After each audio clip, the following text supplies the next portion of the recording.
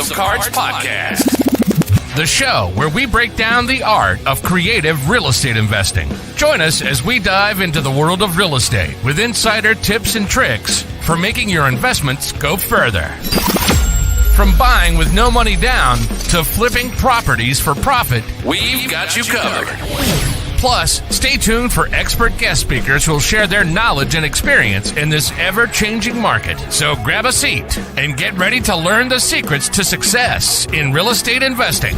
And now, from Alaska to New York, your hosts, Chris James and Jesse Stanton.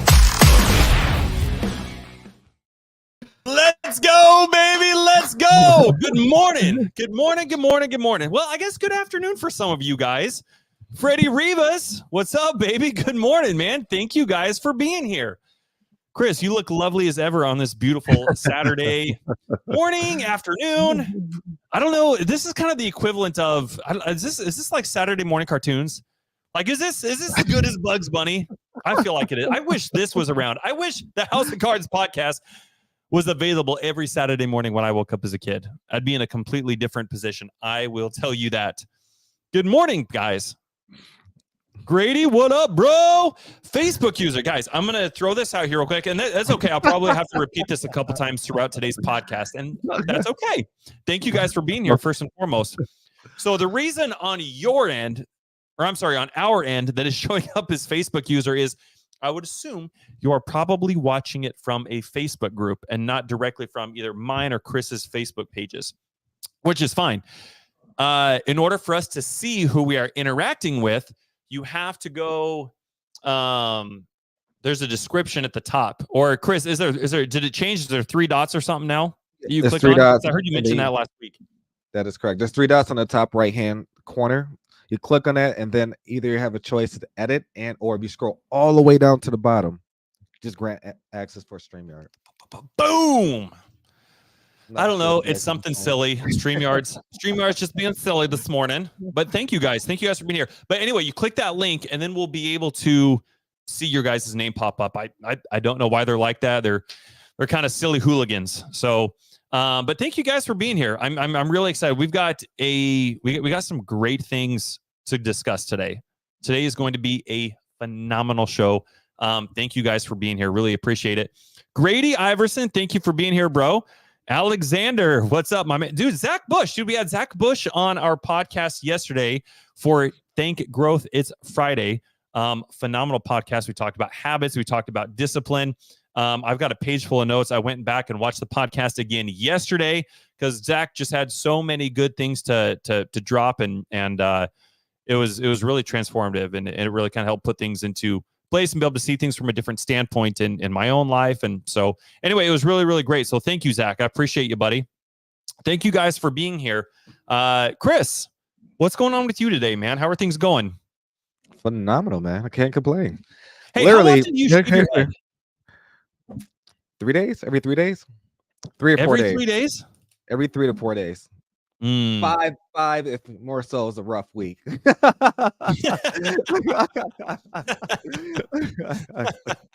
But it's going great, man. I can't complain at all. More so, there's a lot of great things that just reflecting. There's a lot of things I'm doing now that I would have never thought I would be doing years ago. Like one thing, like to wake up and start, not so to speak, like journaling, but more so just taking notes and reflecting on what can I do differently last week, or how can I make this week a better week, and all these different things versus a couple of years ago. Let's be honest, I'll just wake up and try to sleep in. So it's definitely very, people think I'm crazy, but I love it. I can't complain, man. The early mornings, 4 or 5 o'clock in the morning, getting up, and I was never a morning person, man. Never a morning person. Yep. Like, you call me before 6 a.m. You're getting cursed out. And now you're the one doing the calling. Yeah, absolutely. You know what, guys? Chris and I had a conversation. It was a couple days ago, bro. On average, we probably speak like 5 times a day. We always have a standing meeting at the same time every single day at a minimum, but we know we're going to talk multiple times a day. And we were having a conversation a couple days ago, and I want to share something with you guys just right off the get-go. Just, you mentioned intentionality. You mentioned being able to reflect and get some clarity on what you're doing, what's working, what's not working.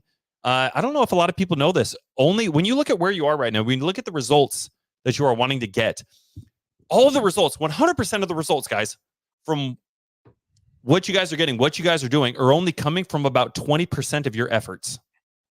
So only about 20% of what you're doing is accounting for 100% of the results you're getting. In your relationships, in your assets, the money coming in to your account every single month, everything. And so what Chris is talking about is being able to go back in, get more intentional with reflecting and understanding what that 20% is, understanding what's working, what's not working, which meetings are actually pushing the business forward versus meetings where it's just updates. And being able to go back in and see, because of a meeting that we had on this date, this was the byproduct. This is what happened because of this meeting. What was said during this meeting? And Chris takes notes like a mofo. Like ever since I've known him, we've been business partners for going on almost 2 years now.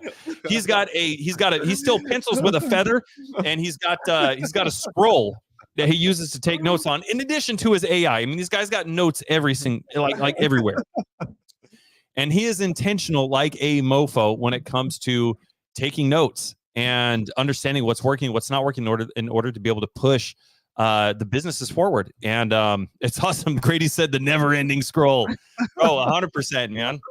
He was a scribe in his previous life for the Egyptians, man. He was if Chris was a king who did his own scribing. That's what Chris was. And we were having a conversation, and he brought up when he and I first met. And that's really kind of the essence of what I want to talk to you guys about today, what Chris and I want to share with you guys. Chris and I both met. Man, every time somebody either asks us this or we talk about it, I always say that I'm going to have to come up with a better story than what this is. It's that old, classic boy meets girl story, except it's boy meets boy here in the professional sense. And we met at a mastermind in Phoenix, and it was one of Pace Morby's masterminds. And during this mastermind, he shared a story with us, and I'll share that story with you guys real quick. He said he got a call from one of his friends, and his friend was like, Pace, I need you to get down to my office, like right now, like 911 emergency. I was like, oh shit. Okay, let me drive on down there, man. Facebook user. It was love at first sight across the duck pond. So Pace goes over to his buddy's house, and his friend is like, there's like 10, 12 people there. And his friend tells everybody, says, hey, I need to know what's in your bank account right now. I need to know how much money you guys are making. And that's a pretty loaded question to ask somebody. Would you guys agree?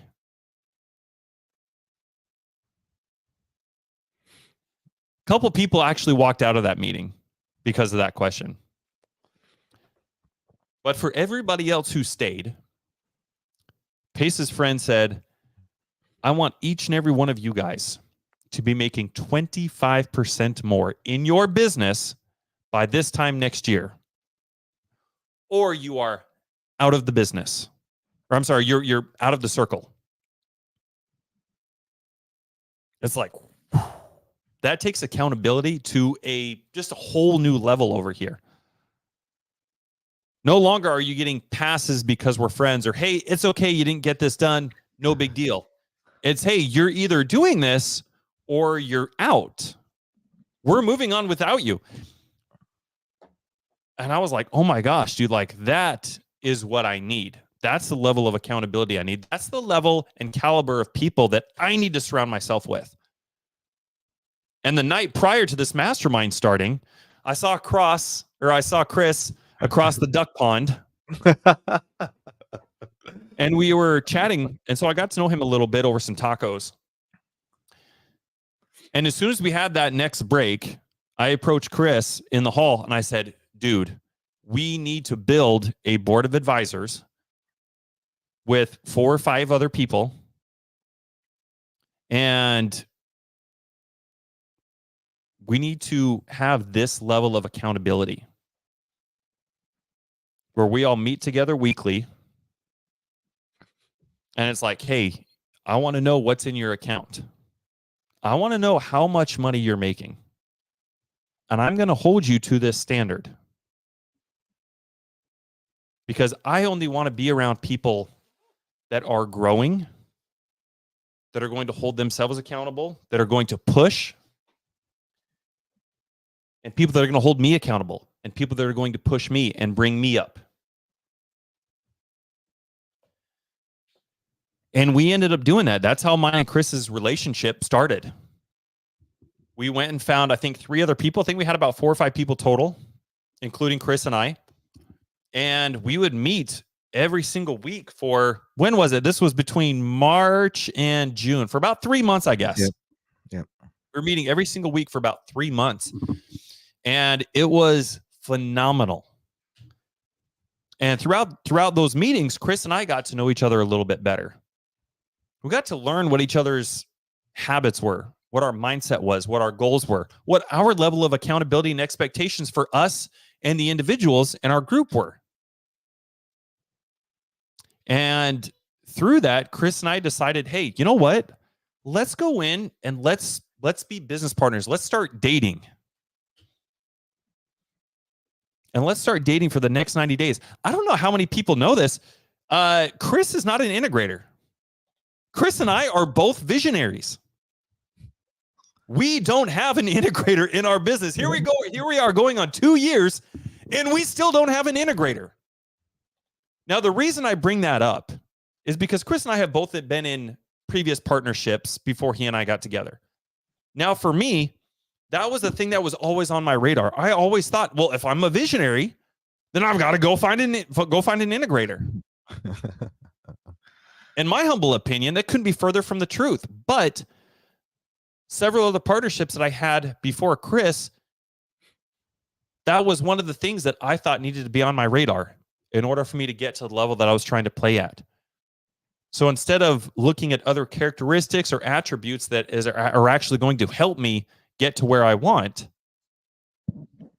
I was solely filtering the people that I was partnering with based on whether or not they were an integrator or not. And well, you can tell how those partnerships ended up playing out. They didn't. One of the things I love about Chris, and we're going to get into our first 60 days in our partnership and how we cleared $72,000 in 60 days with 0 overhead, guys, without spending a dime out of our own pocket. Chris, so far, is there anything you'd like to add or anything that I'm missing in the timeline or the gaps or anything that would be pertinent for everybody to know? Yeah, no more. So I'm glad you mentioned that we both was in separate partnerships prior to us, right? Mm-hmm. And a lot of people think when you join in a partnership, you're going in, you have to go in with somebody you already know, or somebody like your best friend for 15 years. It's got to be that partner because that person knows me in and out kind of thing. But that's not the case. That's not the case at all. And I'm so glad you mentioned that more so before us meeting. We did go through other partnerships and it didn't work out, and it's okay. Mm-hmm. It is totally okay. You know, one thing that Jesse and I, we did, you know, we took accountability for whatever to happen in those partnerships, right? Everything happens for a reason. I truly think more so that Jesse and I learned from those experiences, those partnerships, of what to do and what not to do. And there's a large variety of a lot of things that could have been done, right? But a lot of people always not reflect, but more so dwell on the past instead of actually learning, taking it and run with it and learn about the future, how you can change it. Yep. And that's where things get kind of sticky, so to speak. So I'm glad you brought that up. Extreme accountability, because you mentioned accountability, and I know that's one thing that has completely transformed not only my life, but my businesses, our relationship. Talk about that for a second. Like, what does extreme accountability mean for those who maybe have an idea? I mean, just given the word extreme accountability, you could probably draw some conclusions from on what that means. But can you give some specifics as to how being able to look at why previous partnerships didn't work out from the lens of what extreme accountability looked like or was lacking in those relationships versus what you and I have? Absolutely. And I think I could sum it up in one word. I would Ooh. say with extreme accountability comes with uncomfortability. That's it. Ooh. Literally uncomfortability. People don't like to be uncomfortable, so they don't have those conversations. And when you do have that conversation, you have your guard up. You don't want to understand exactly what the other person is saying versus trying to see how you guys could come to some kind of resolution to move forward. It becomes a blame game. It becomes more so. It's just a lot of different things that when it comes to uncomfortability, it becomes hearsay. It becomes this person, that person. Right. Right. So to sum that up, Jesse, I would say uncomfortability. Dude, uncomfortability. I thought you were going to say, I thought you were going to go summing up extreme accountability in one word. I thought you were going to go accountability. But uncomfortability, dude, that is perfectly, that is well said. Guys, let me know in the chat real quick, because I'd love to make today's show as two-way communicative as absolutely possible. Let me know in the chat. Have you guys ever been in partnerships before or had people work underneath you where things weren't moving along, and it's so easy to just point the finger and say, oh, well, my partner was supposed to do this. It clearly falls under their realm of responsibility. It clearly is within their role, but this didn't get done. It's their fault. It's Sheila's fault, or it's Jan's fault, or it's Tom's fault. It's so easy to do that. And we don't really get anywhere from that. And one of the things that I loved about Chris was being able to look back at those relationships through the lens of extreme accountability. Because a lot of those partnerships that fell apart for multiple reasons. But I could see being able to look back at it from an extreme accountability perspective. It's like, oh my gosh, even though this was my partner's responsibility, this was something that they were supposed to do. How could if I was to look at it and say, this didn't get done and it was my partner's job and it's my fault? Being able to look at it and ask yourself that question. And I encourage you guys real quick, look back at other partnerships that you have had, or maybe even a partnership that you're in right now. And if things aren't working out, if things aren't getting done, if things are getting missed, how would things change, or what actions would you change if you looked at that and said, even though it's their responsibility, it's my fault that this isn't getting done? How would that change what you do? How would that change the person that you are? How would that change how you think? When the ball's not getting brought down the field, when the needle's not moving forward, when money is not coming in, it's so easy to just point the finger. What's hard, the uncomfortability that Chris is talking about, is having that difficult conversation and saying, hey, this isn't getting done, but I'm here to support you. What can I do? What's going on in your life? Where can I help? And taking that extreme ownership, that extreme accountability to an entirely new level. Where can you be a better support system? Where can you be a better brother? Can you be a better sister? Where can you be a better accountability partner? And one of the things that I love about Chris, amongst many things, is his mindset. He's willing to do anything and everything in order to freaking win. And I like to think I'm the same way. So when it doesn't matter what needs to be done in the business, either he and I, it doesn't matter what the role is or whose area of responsibility is, between the two of us, we will ensure that it gets done, whether that's he or or me actually doing it, or us finding somebody or finding the right person to bring in to do that. And had I had on the blinders, like I previously did in previous years, and said, "Oh, Chris, you're a visionary. I can never be a partner with you," I would have missed a huge opportunity.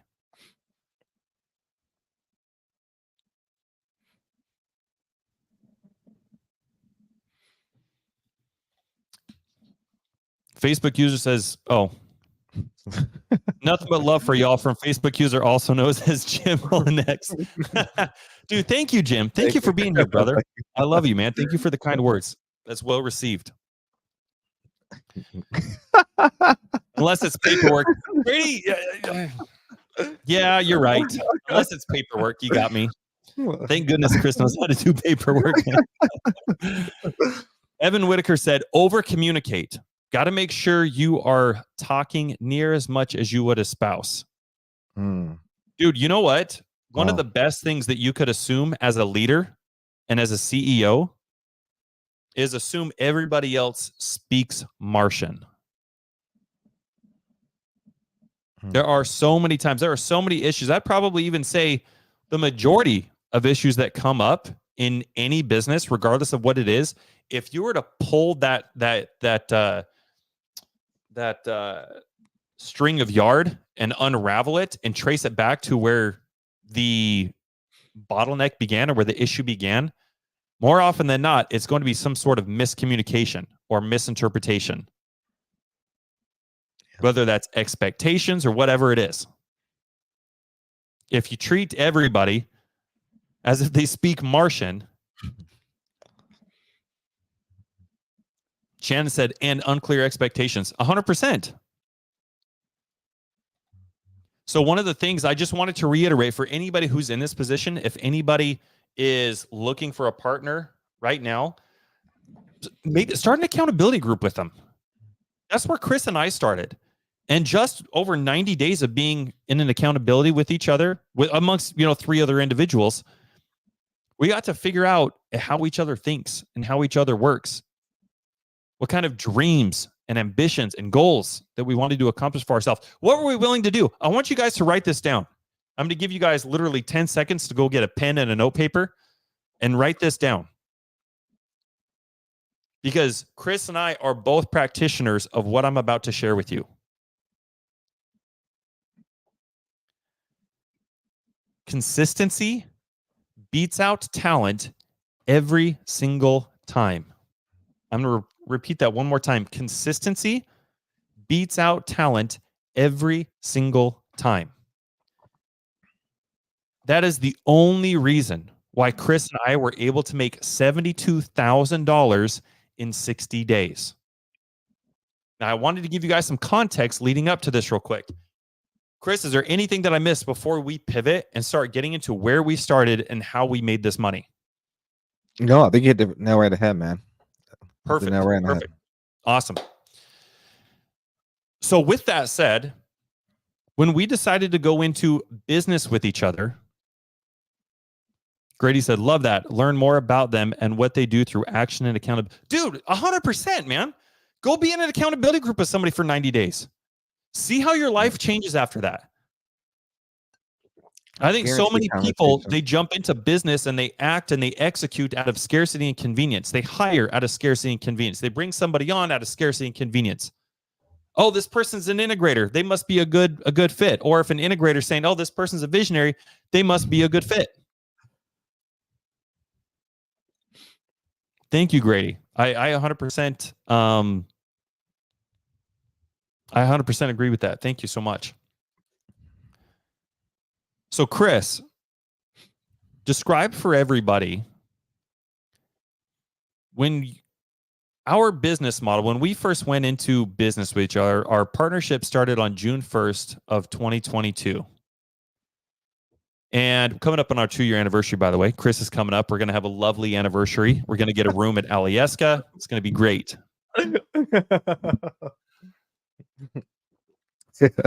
When our partnership started, we basically had the conversation and said, hey, you know what? it seems like there's something here over the last couple months. It seems like there's some sort of chemistry. It seems like we're in alignment with what we're wanting to do. And in an effort of seeing how we're going to work together over the course of the next 90 days, before we start deploying all sorts of capital, hiring a VA and generating leads and doing all these things, let's kind of back this up a little bit. Let's figure out what we are good at. What are our roles? And then how do we just go and monetize that? How do we focus on one thing? And then start filling in the gaps here. Now, for us, what we ended up doing was we said, hey, in an effort just to see how we're going to work together, our plan was to just go help as many other investors as we could get their first deal.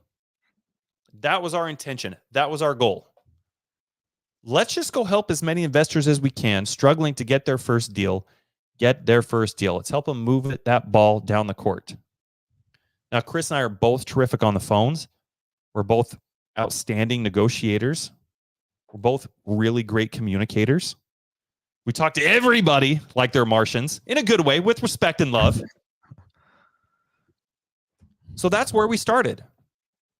The problem is that most people, when they do that, when they're looking for people that they can go make money with or people to collaborate with, one, they're not intentional with it. I love to use this metaphor because it's so true. People literally wake up as if it was on accident. And then they run the rest of their day as if just being here on this earth was on accident. Almost like they're Adam and Eve. It's like, oh, holy cow, I'm here. Let's go take a look at this fruit tree over here. Let's go look and see what's going on over here. And that's kind of how they go about their day. They wake up and it's like, oh my gosh, well, I slept like shit. Let me see what's on Facebook. Let me do some doom scrolling real quick. Let me see who hopped into my DMs. Let me see what kind of comments. What did I get tagged in? Who's on the gram? And they live their day and their life in complete randomness. Guys, write this down. If you live your life in randomness, you will continue to live in the land of mediocrity. If you live your life in randomness, you will continue to live in the land of mediocrity. So Chris and I, already both knowing this, we said, hey, we can't wake up every day. If we're going to help as many investors as we want to, we can't just wake up every single day as if it was on accident. We can't just wake up and have no idea how our day is going to be ran, how it's going to be structured, who we're going to talk to, when we're going to talk to them, what we're going to talk to them about, what medium we're going to talk to them through. Are we going to talk to them through Instagram? Are we going to talk to them through Facebook? Or is it going to be on Messenger? Is it going to be a Zoom? Is it going to be a phone call? Is it going to be a text? Where are we going to talk to them? What are we going to talk about? How many people are we going to talk to today? How many people are we going to talk to tomorrow? All of these things, we have to have clarity on all these things. Again, we can't just wake up. Most people wake up and they just hop on every random call they can. There's no consistency. Sometimes they'll talk to 20 people in a day. I mean, if you're talking to 20 people a day, how efficient and how intentional and meaningful are those conversations to begin with? But how are you talking to them? Are you talking to 20 people the next day? Or are you talking to 2 people the next day? So Chris, kind of break down for everybody. This was our thought process going into this. What did we do to solve this problem, to create a solid foundation for us to build a business on, a successful business that made $72,000 in 2 months, in 8 weeks? 8 weeks, huh? 8 weeks. Crazy. Wild, dude. Literally, people are making that a year. But imagine making that in 2 months. Just think about that. Just think about that. Dude, it's wild, dude. Yeah. But some of the things that we did, it's crazy to think about it right now, man. It's crazy to think like where we actually started from and where we're at right now and what's to come in the future. It's kind of surreal, to be honest. During this data phase that Jesse and I were in, we did a lot of things. One, we stayed consistent. 2, we built something, as you guys may or may not heard this before, but something called Calendly. We met with a significant amount of individuals not just any What is individual. Calendly? Calendly is something that Jesse put me onto when I first got into real estate. It's more so like appointment setter or a calendar that has all your appointments. You can put some kind of association with Zoom, Google Meet, whatever you prefer. I don't like Google Meet. I'm not a huge fan of it. Yeah, I can't believe people are still using that and Microsoft Teams. It's like, come on, guys. Well, let's just hop on a Zoom and call it a day, guys. Yeah. What are we going back to 2015? MySpace. Jesus. But no, so we met with a lot of investors. And through meeting with those investors, we made it very intentional. And now during those couple months that we're meeting with a lot of people, we met people who had money. We met people who had different resources that kind of bridged the bottleneck we had in our business. And that being said, we brought on a... Oh, you're on mute, homie. Man, right at the good part too, bro. What about now? I can hear you. He's back. They tried to get rid of me. Damn. So yes, we brought on a dispo manager, and with that process, he had Investor Lift. Which essentially, if you guys don't know what Investor Lift is, a huge database that has a lot of basically nationwide vetted buyers who buy pretty heavily from creative deals, traditional deals, on market deals. It's a platform that a lot of the heavy hitters are using. So he had that platform. This is something that more so we added value to each other. We had a lot of people who was bringing us opportunities, and it was another door that was being presented for him to utilize for all of us to make money. So we brought him into our business as a dispo manager. And from there, when we had the opportunity to put something under contract, we knew it was a great deal. We sent it over to our dispo manager. He actually would send it out to the nationwide buyers. And, usually we get a response within 24 to 48 hours, sometimes 72, depending on, if it's a weekend or whatever that looks like. However, that played a huge role of more so. Now, imagine if we didn't hire that dispo manager or brought him into our business. Jesse and I would have to market, try to find the buyer. Jesse and I would have to do all these different things. Now, even then, a lot of people will think before trying to bring somebody into your business, they have to try to think, what kind of CRM do I need? What kind of LLC do I need? What kind of this? What kind of that? And then that's when, oh my gosh, yes, those 2 months becomes 2 years, and you're still trying to put all the pieces together. So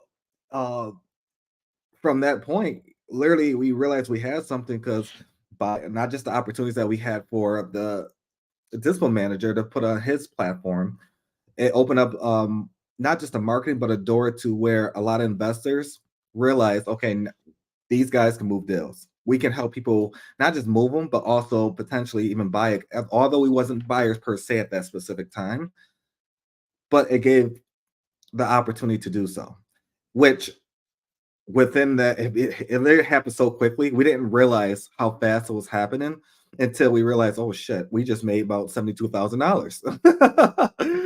And it was just happening routinely. It was literally happening routinely. And then it got to a point where, okay, let's ramp it up. Let's bring in an acquisitions team. Let's do this. Let's do that. And no, guys, we did not have any VAs.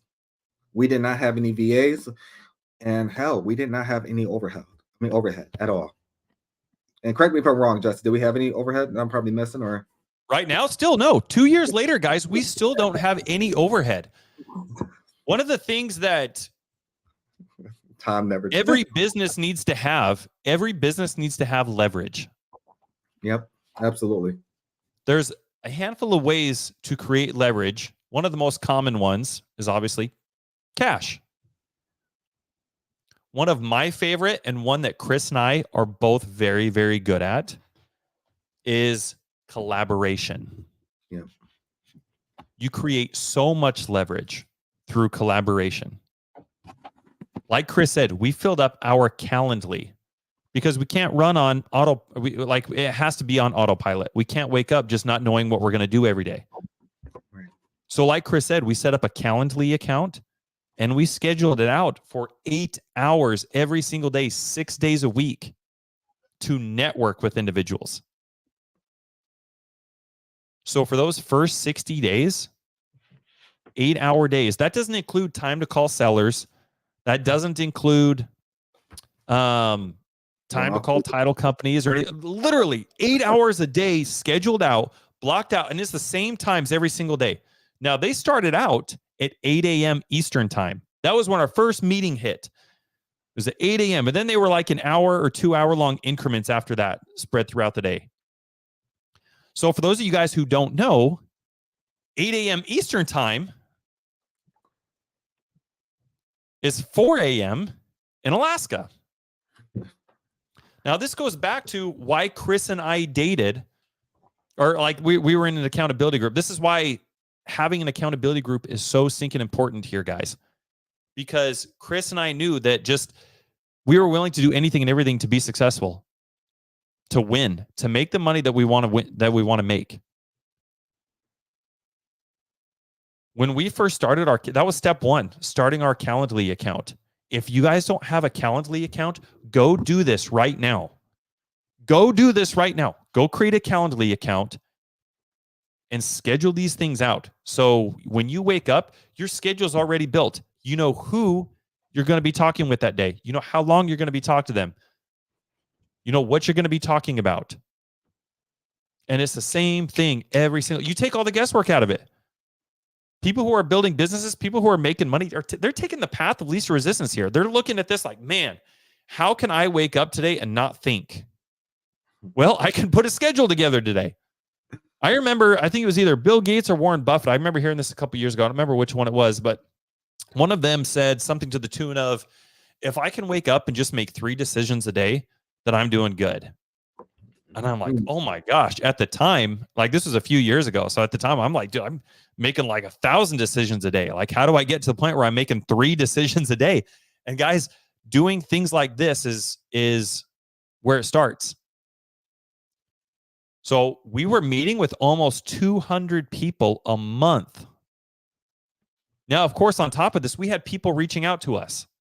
So we had 8 hours a day scheduled meetings and people reaching out to us on top of that. When you're meeting with that volume of people, just like Chris said, tell me you're not going to find money. Tell me you're not going to find deals. Tell me you're not going to find people to collaborate with. Now, while we were having conversations with these individuals, we were helping them be a resource. We were connecting them. This is where Chris and I started building our connector skills because we were just doing nothing but networking. So we started making money from connecting people as well. We started monetizing that skill. And then for people who had VAs and had deals coming in, but what they didn't have was either the skill nor the time or the resources to be able to follow up with those individuals. That's where Chris and I came in. We'd have a conversation with somebody. We'd understand what's going on in their business. And they'd say, well, I've got a VA coming in. I'm hiring a VA, or I've already got a VA. I've got leads coming in. Guys, I'm the bottleneck in my business because I don't have the skills or the resources to be able to continue following up with these individuals. And so, boom, Chris and I said, we will do that for you. The great thing about this is when you know what your avatar is, when you know what your superpowers are, and you're not putting yourself in a position to try to do the paperwork, to do the lead generation, to find buyers, to Chris's point. Dude, that leaves you open up to monetize and make a shit ton of money just doing the one thing that you're naturally good at. So if Chris and I are just closing deals, then the next question is, oh my gosh, well, here's where I can be of service to these other individuals that need closers. They're already paying for the systems. They're already paying for the VA. They're already paying for the dialer. They're losing money by not having Chris or I come in and close these deals for them. And as we started meeting with more and more people over the course of the weeks and months to come, we started getting overwhelmed. They're like, well, we can't no longer do this. So guess what? We started building out an acquisitions team, and our acquisitions team was plugging into everybody else's CRMs. Yeah. And our acquisitions team was following up in other people's CRMs. Chris and I were also doing the same, as well as supporting our team. So all of a sudden, we had a business going. We had leads coming in. We were being a resource. And this was where everything started for us, having zero overhead, not doing all the things. We were literally focused on one thing, guys. That's all we did. We just closed deals. How do we put ourselves in a position of thinking, oh my gosh, I've got to call buyers. I need to get a list of buyers. I need to understand how to fill out paperwork. I need to understand how to generate leads. How do we put ourselves in that position? Then we wouldn't have been able to solve these problems. We wouldn't have had this thought or this idea and saying, hey, let's just focus on this one thing. Let's make this the one thing that we do. But in doing this, let's continue building these skills. Let's record our calls. Let's go back and listen to our calls.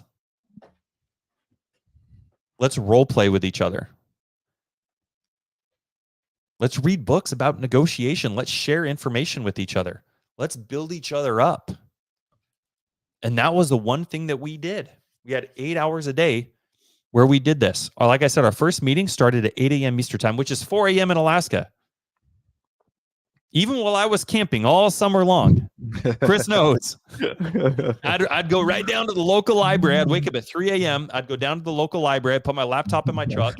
And I'd be sitting outside the library on the curb, bumming the library's Wi-Fi at 4 a.m. for these meetings.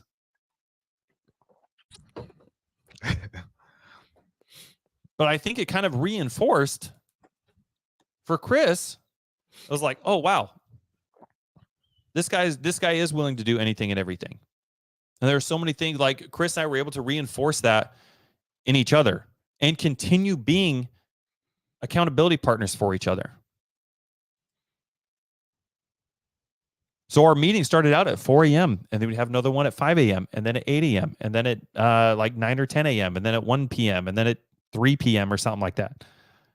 So we were doing like 8 hours a day having these meetings, and in between our meetings, we were jumping into everybody's CRM and making these calls.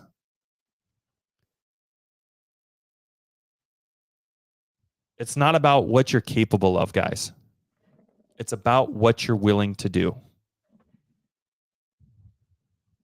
Anybody can do this. That's what's so cool about it. And Chris and I wanted to come on today and just share our story on how we did it. This served as a foundation for where we are. This happened 2 years ago. Yeah. I mean, gosh, dude, like we're doing so many amazing things right now, man. But this is where that foundation started. This is where we cut our teeth. This is where we really learned how to work with each other and to serve each other. This is where we learned how to step into a role of really servitude leadership. And it really helped pave the way for where we are right now. Shannon says, whatever it takes, I just have to figure out what to do. Shannon, it all starts just like I shared with Chris about Chris and I. We just said, hey, this is the thing that we're good at. We can close deals. So I would have you, Shannon, what is the one thing that you're good at? That's where you start. That's step one. If anybody, thank you for making this comment, by the way, Shannon. I really appreciate it. If there's anybody who's in the same position that Shannon is, that they're willing to do whatever it takes, but you're just trying to figure out what to do, right here, step one is understanding what your gifts are, understanding what your superpower is. That's step one. And your superpower, your gifts are different than what your avatar is. They're different than what you're going to actually do to make money. So as you can tell, Chris and I are both social butterflies. So being able to hop on a call or jump into Zoom and network with people was just something that came natural to us. Like, oh, well, let's take the path of least resistance here.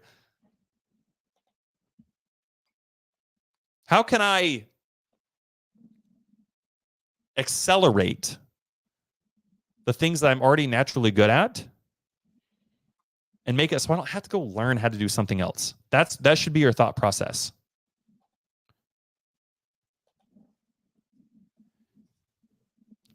Shannon says, my superpower is talking to and relating to people. You know what? I feel like that's my superpower as well. There are so many different things that you could do with that superpower. So it's like, well, how do I monetize?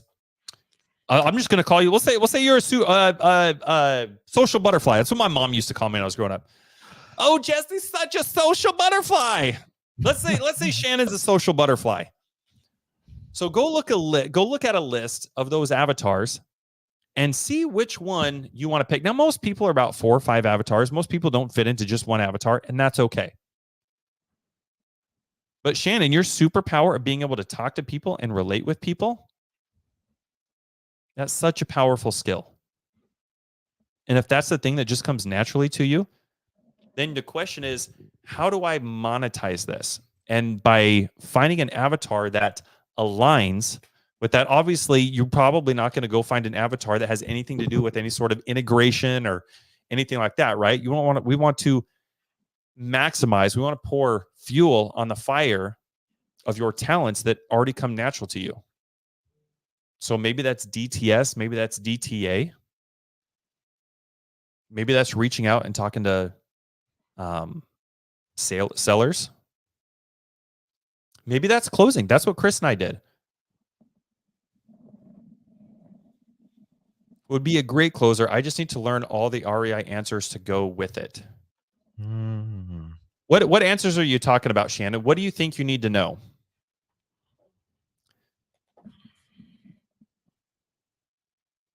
Let's build this list. So what I did was I said, if I'm a closer, then I need to, what are a list of money-making activities? Hey guys, real quick, let's do this for Shannon. And this is going to be a great exercise because it's going to help you guys understand what to do. If you guys are in the same position as Shannon, let's help Shannon collectively right now. In the comments, guys, what are a list of money-making activities that would serve a closer? And by the way, guys, while we're doing this, I want you to think of this. Most people, when they're learning a new skill, a new habit, a new hobby, they do it till it's just good enough. What we want to do is we want to build a list of money-making activities that will enable us to not just do it to where it's good enough, but do it to where we can't get it wrong. That's the level we want to play at. Yeah. That's why focusing on one thing is so stinking important. The level of the money that you bring in every single month in your business.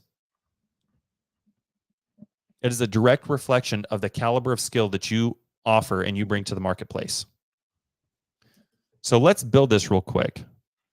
So Chris Dickerson said, make calls, write down objections, learn to overcome them. Okay, I'm going to write this down. I want you guys to write this down with us. You guys are good. Let's keep going.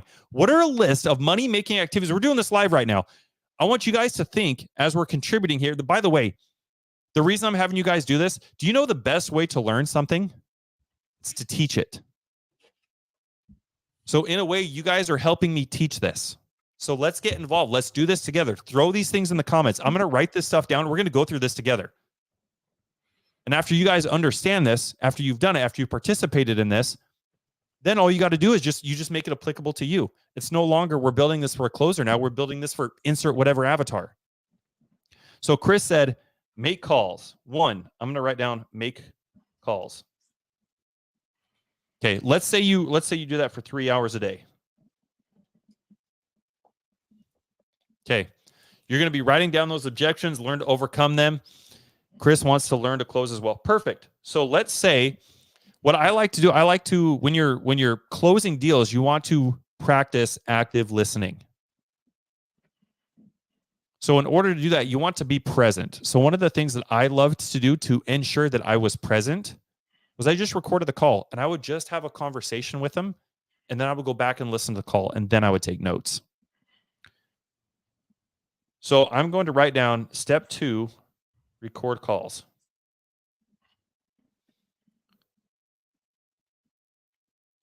Or let's say listen to recorded calls rather. And that's where we're going to write down objections. Okay. What else we got? Let me scroll back up here. There's a couple good ones in there. Okay. Michelle said consistently talk to people. I think that's a good one. Let's say number 3 is talk to people. How can we make this relevant to building the skill of closing? Maybe it's networking. Maybe because we don't want to put ourselves in a position.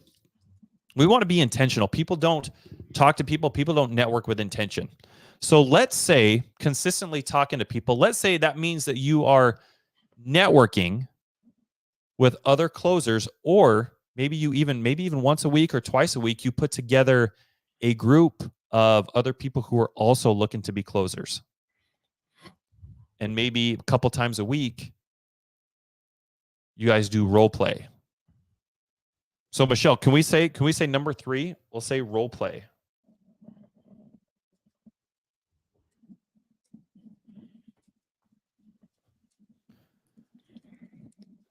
Terry says signing contracts. So Terry, signing contracts would be something a TC would do. So a closer, this isn't something a closer would want to. Me, I'm a closer, and I have never, to this day, guys, I don't know how many people know this or not. To this day, of all the properties we purchased, all the deals that we've done over the course of however many years, even before Chris and I got together, to this day, I have never filled out a contract. Believe it or not, I have perfected who, not how. I have never touched a contract. Contracts are like my kryptonite. Don't send that my way.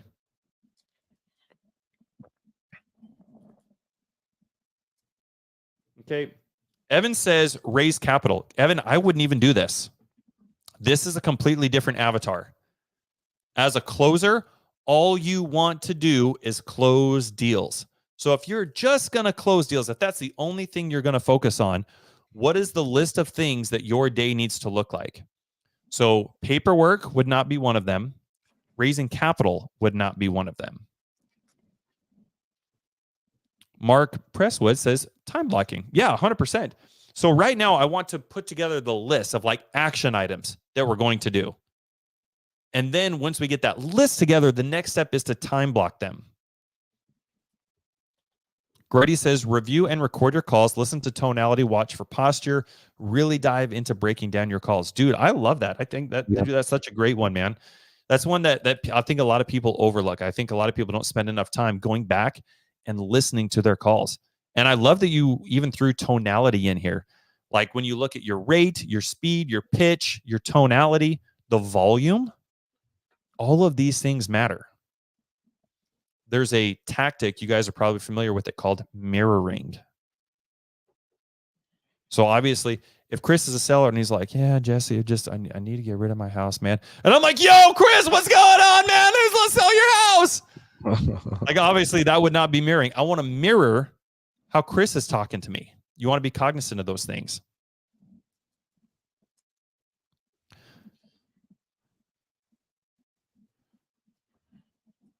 Okay, network business to business. What do you mean by this, Facebook user? Like, can you give me a little bit more detail here? Read books on selling and mindset. Dude, Grady, such a great one. Okay, I'm going to write that down. Number 4, reading books. I'm going to write down 4, A, B, C, and let's say D. So let's get even more intentional with reading books. What kind of books are we going to read? We're going to read books on negotiating. We're going to read books on communication.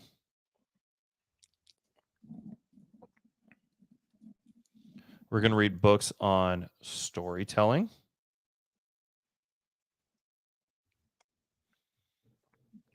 We're going to read books on sales. So there's 4 just off the get-go.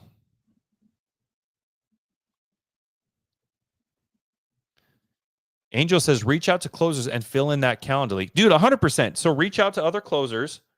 Something we want to do. We want to role play.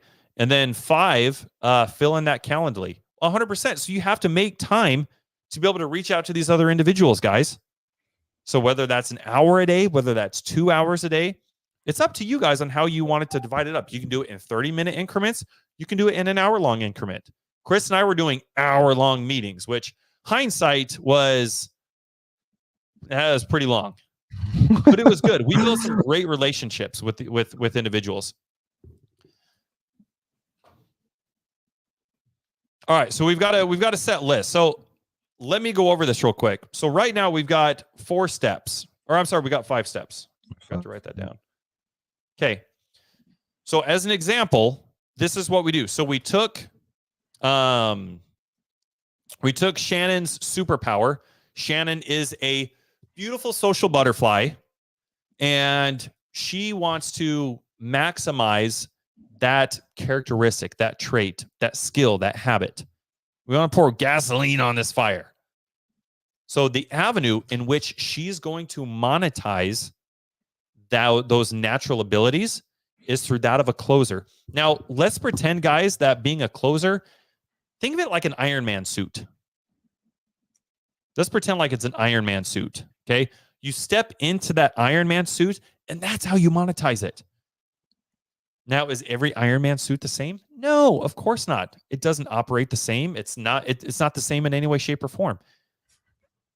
It doesn't fly the same way. Some of them don't even fly. Some of them do. Some of them have flame things coming out of them. Some of them don't. So with Shannon's avatar of that of a closer, if she was to step into that Iron Man suit, each Iron Man suit has its own operating manual. You know what that operating manual is built from? This list that we just got done putting together. This list of things right here. Now, you guys can add more onto these things, but I'm going to recap real quick what this looks like. So step 1 is making calls. Let's say that takes 3 hours a day. Number 2, record calls. Write them down and write down the objections. Go through those calls. Number 3, role play. Maybe you do that. Maybe you role play for an hour a day. Maybe you go through your recorded calls for, we'll say, 30 minutes. Let's say you're reading. We've got 4 or 5 different things for reading. So let's say you read 30 minutes a day. And let's say you're scheduling an hour a day to meet with other individuals. So you can jump into their CRM and help them alleviate that bottleneck. So we've got 3 hours, 3.5 hours, 4.5 hours, 5 hours, 6 hours. Just in those things right there, there's a 6-hour day.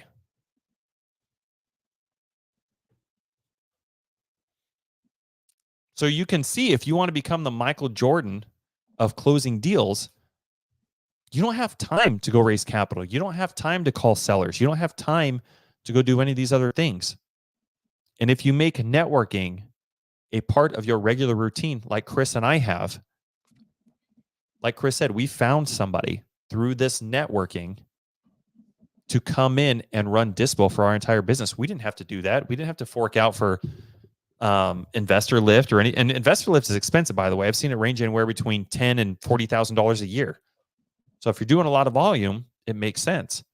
But we're able to bring somebody into our business from networking, creating leverage through collaboration, not only on the disposition side, but on the acquisition side as well. So guys, all of this to say, if you guys are in a similar boat, this is the formula right here. This is exactly what Chris and I did in the first 60 days of our partnership, and we cleared $72,000 doing it. Thank you guys for being here. Chris, in wrapping up, is there anything that I missed or anything that you'd like to add? No, I just want to say thanks for being vulnerable today. Thanks again for just saying that you need help, because a lot of people want to do that. There's a lot of people in the comments that I guarantee you that are in a similar situation.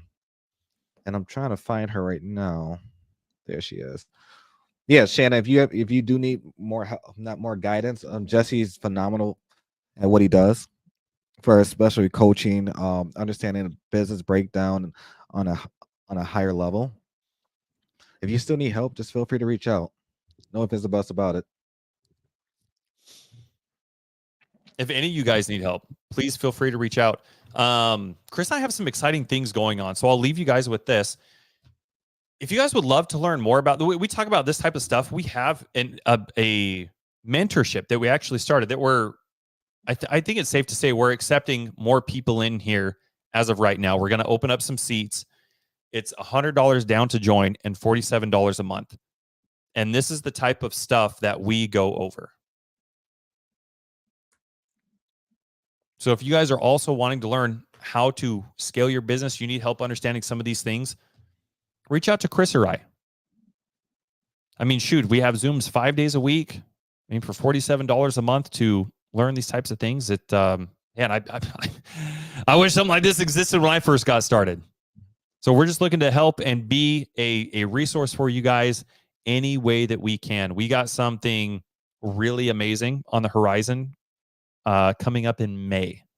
So if you guys would love more information, let me know so I can put you guys on the list to receive more information. This is something that Chris and I have never done before. And so if you guys would love to be the first on the list to know about it, let me know. Shoot Chris and I a message just saying you want to be on the list to know more details about what we have going on in May.